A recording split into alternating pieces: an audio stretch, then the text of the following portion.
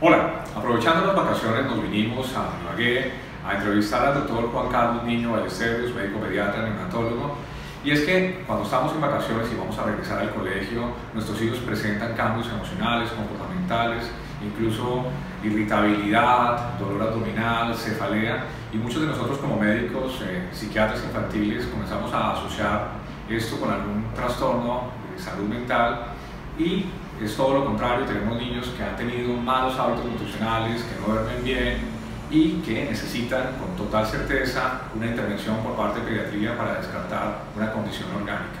Generalmente hay muchos mitos en torno a la desparasitación y por eso hemos invitado a Juan Carlos. Juan Carlos, bienvenido. Gracias, Cristian, muy amable, de verdad muy contento de que podamos estar en tu blog y pues un saludo muy especial a todos tus pacientes.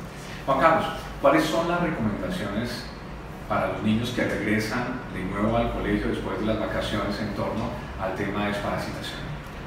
Nosotros como pediatras recomendamos desparasitar a los niños, especialmente después del periodo de vacaciones.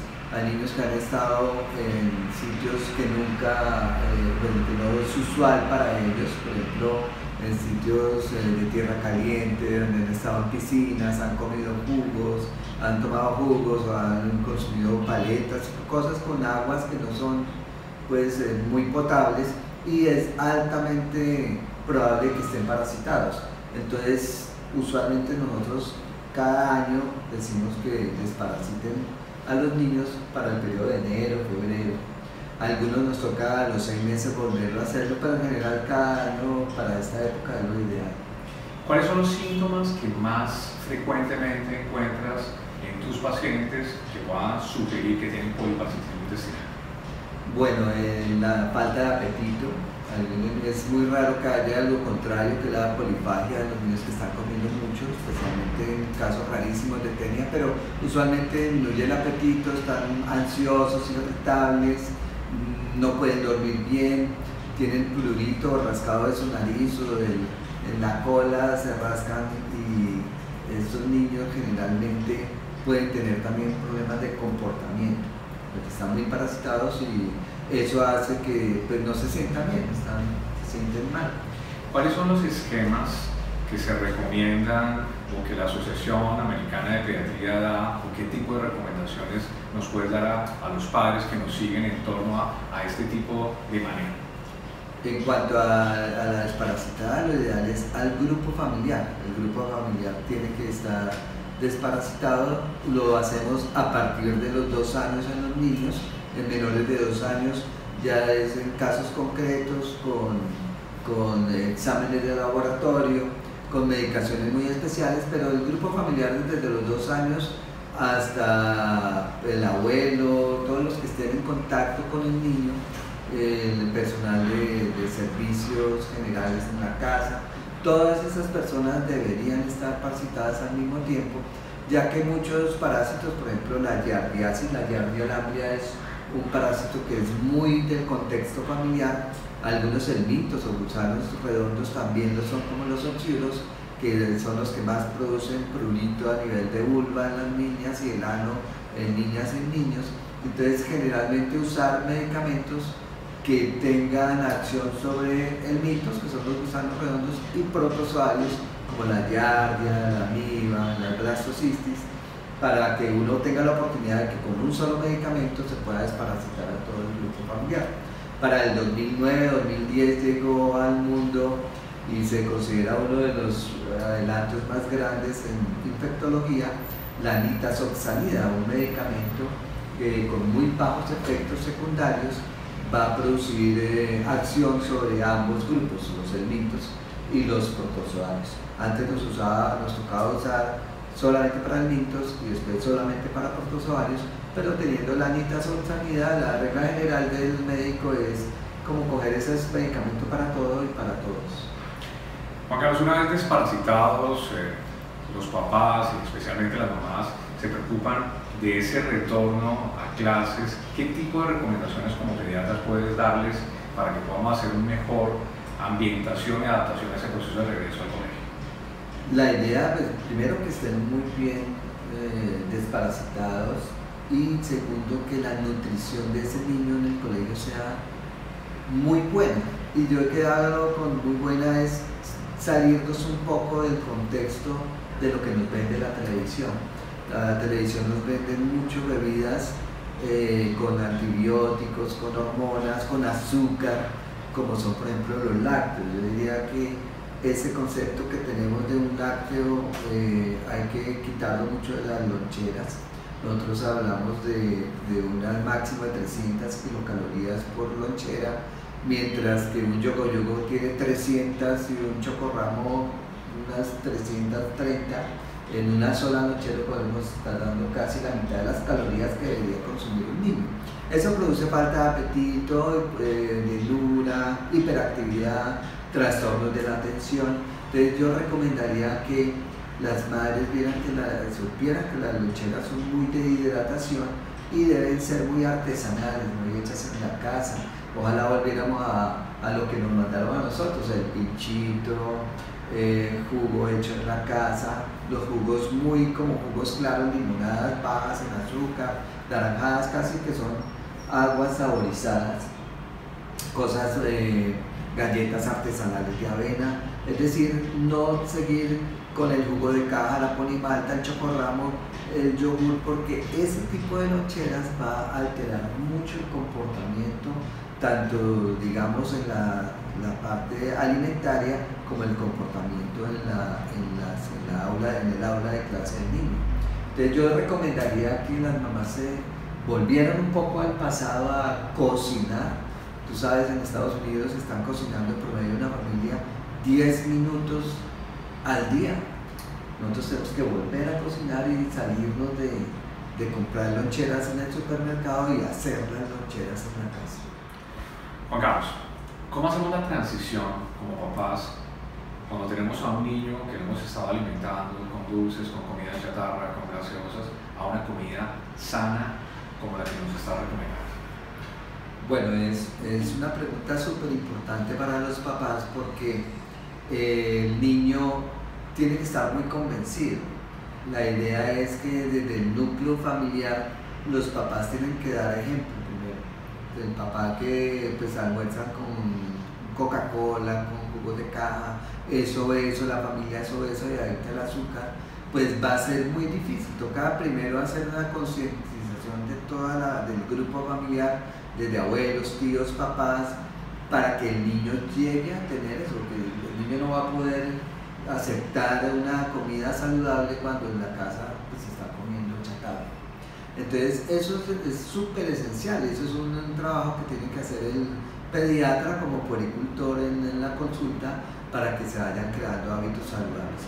La estrategia que yo he usado es, pues primero en los que todavía están en etapas escolares muy tempranas, es tratar de que desde los hábitos desde recién nacidos se vayan cambiando todos los esquemas que tenemos en Colombia, que son demasiado azucarados.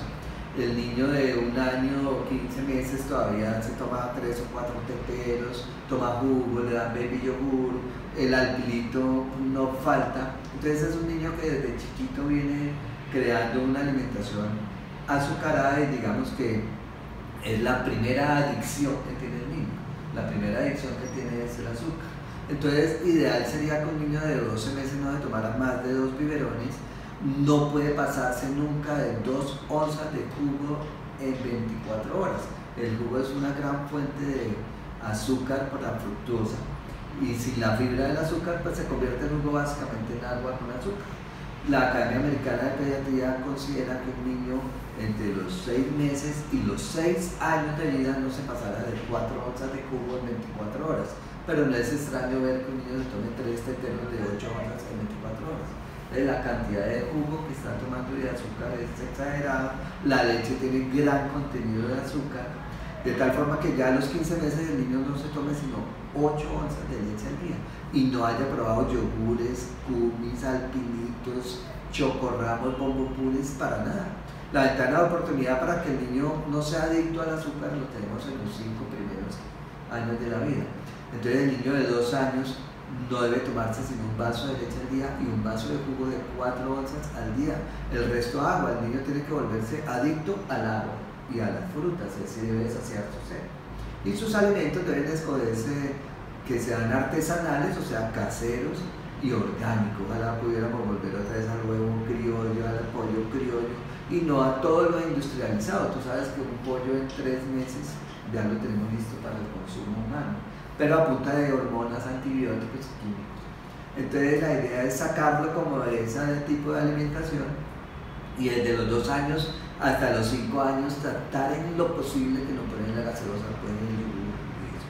Ya si el niño entró a la etapa escolar y está en ese plan, pues la idea ojalá apoyarse con las tiendas escolares, con los profesores, los grupos de familia, donde traten de consumir aguas saborizadas y todas estas loncheras artesanales, porque digamos que un solo niño que llega al salón con eso, hasta bullying hace, ¿no? El que llegó con pinchitos de huevo de codorniz, con su pincho de pollo, una galleta artesanal de avena y su agua saborizada, pues él se va a sentir mal porque ve al otro con chocorramo, con kumis, que es lo que la televisión le está diciendo, esto es lo excelente. Entonces debe haber como un apoyo no solamente de la familia, sino ya una vez en la escuela, no en el colegio, también del grupo de profesores y de padres de familia, para que vayamos cambiando. Porque te cuento una cosa, Cristian, cuando yo llegué hace 30 años al hospital Federico Lleras, acá en Ibagué, el problema de obesidad, de cáncer y enfermedades del adulto que veíamos en niños era muy, muy bajo con lo que respecta a ahorita. 30 años es un periodo muy corto en la vida.